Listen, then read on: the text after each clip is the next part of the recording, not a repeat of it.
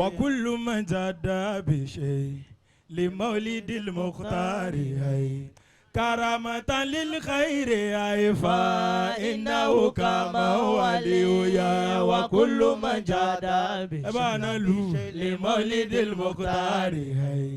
كرامة للخير فإنه كما ولي على بشار المولد على بشار المولد ذكرنا بالمعتدي ذكرنا بالمعتدي أصل لحصول سيدي حبيبنا المبجل يا وكل ما جاد بشيء لمولد المختار كرامة لخير فإنه كما ولي دموع كراك راك لجين تبرهن على صدق الشوك بينما لو أكت موهن كينج زين لجميلة على هيكل فوق الغمائم قاصدا مزارك على الناس خلقا وكل من جاد بشيء لمولد المختار كرامة لخير فإنه كما ولي وكل من جاد بشيء لمولد المختار كرامة للخير فإنه كما ولي أبرت بدانا والمرابي يلمأ فابني إمران إذ يلمأ البرق يدمأ لما تبيواني ويكا إجدا سبابتان ورقراق دم إساءة الآي تجاو تذكر أيام سبا ويا قد مضت ولم يبقى إلا لوعات وتعجو وكل ما جاد بشيء لمولد المختار أي كرامة للخير أي فإنه كما ولي قري وكل ما جاد بشيء لمولد المختار كرامة للخير أي فإنه كما ولي كما قال الشيخ عبد الحفيظ إمام لكيو لا فرق بين التجانية وكادرية كما قال الشيخ عبد القادر جيلي كما قال الشيخ عبد الحفيظ كما قال الشيخ عبد الحفيظ إمام لكيو لا فرق بين التجانية وكادرية كما قال الشيخ عبد القادر على درة البيضاء على درة البيضاء كان اجتماعنا وفي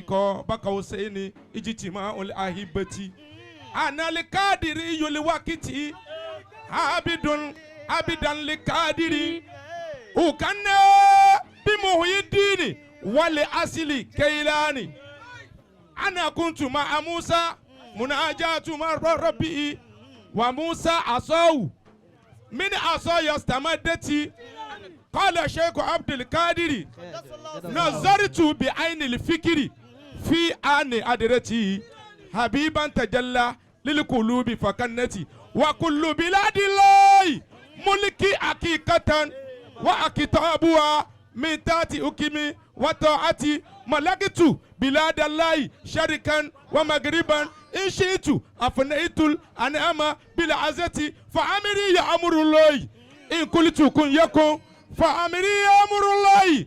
فأمري يا أمر الله إن قلت كن يكن وكل بأمر الله فكن بقدرتي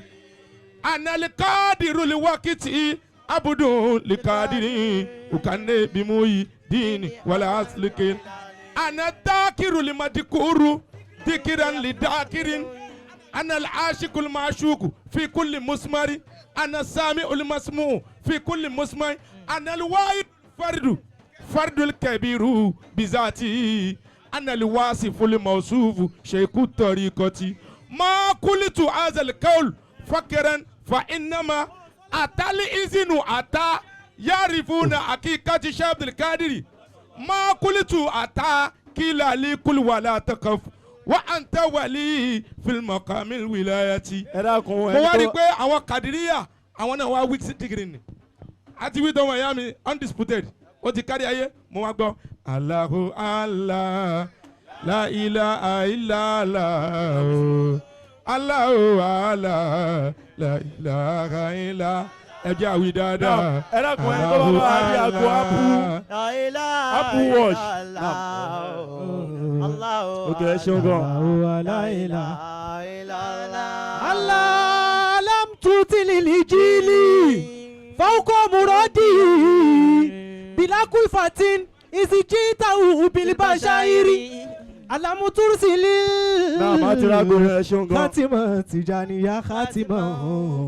وعليته فوق شيوك الأكابر فهلك في برهامي ó ti kọ́kọ́ fi Sheikh Abdul Qadir tọrọ ó tún fi Sheikh Tijani tọrọ ó wá ní فهلك في برهامي يا خير مرسل مساعدة في كل باطن وظاهر ويا الله لا إله إلا الله الله الله لا إله إلا الله فصورة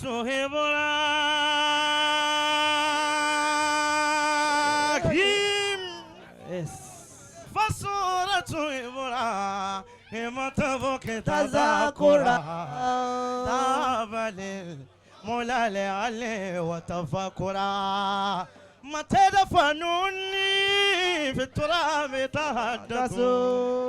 لقد كان ينوي الأخير لو كان مقصرا أجاور ربا غيبا متفضلا بقبر ويعطي عبد بالكل هيارا الله الله الله لا إله إلا الله الله الله لا إله إلا الله سكفت أعوجاج الخلق ما شعائش بذكر الذي من ينتسب المعايش برهام أني فملك وسلطان ملكي قدمه وزل شرف لم يخمش في كمش شو إبراهيم أني كراجنا من الأغيار بذكر دائما به برسول الله تنفى الفوائش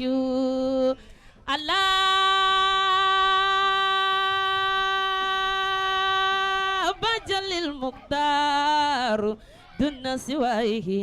على بجل المحمود ما شاء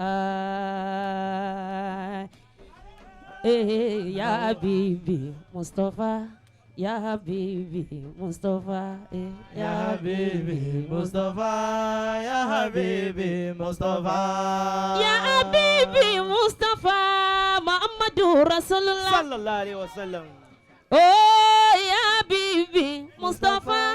يا حبيبي مصطفى يا حبيبي مصطفى يا حبيبي مصطفى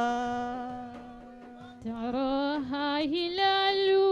أو جمال فأبعد